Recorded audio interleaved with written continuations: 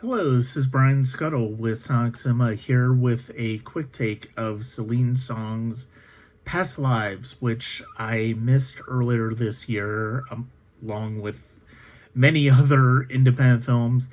And because of the For Your Consideration screener, I've been able to finally catch up with it.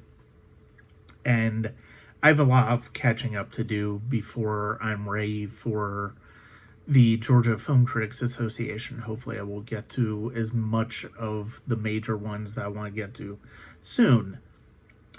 But on to Past Lives. And this is a film very much in the vein of Linklater's Before movies, and you can definitely see the influence of that. But really does I think it does something very different with the structure that I think is quite beautiful. This is a film I think is much about what happens when friends who were absolutely inseparable as children go their separate ways for one reason or another, usually because one family moves away, and that was certainly the case with my family in Ohio. And what happens when they reconnect years later? Are you looking at the same person? Are you interacting with the same person that you knew, or is it a different version of them? And I think that's a very beautiful thing that the movie explores in this friendship between Grelly and TLU's characters. Lee's character is the one whose family moved to the United States, and they lost track of one another. In 12 years later, she happens to look for him on Facebook and finds him, and they start communicating. They start having these long communications with one another, but then she cuts it off for a year because of the fact that it's very hard for her to see him without being able to truly connect with him physically. And so cut to 7 years later, and she is now married, and she is a successful playwright, married to a successful author.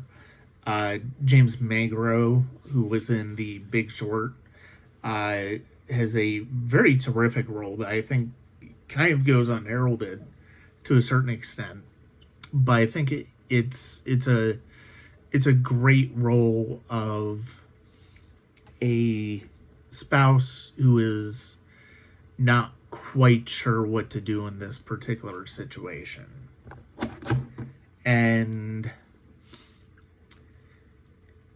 the boy comes to New York to visit her, and a lot of those feelings are brought back up. And as they actually interact with one another on a one-on-one basis, we see how it affects all three of the individuals, including the husband. That is, I think, the fundamental place in the film where the film really captures that before movie magic in terms of people who are connecting, people who had a connection or may have a connection, is when he comes to New York and they connect with one another. That's where I think the movie is at its best, and I think it really is dancing around a lot of different emotions between these characters, and I think the actors do a wonderful job of conveying those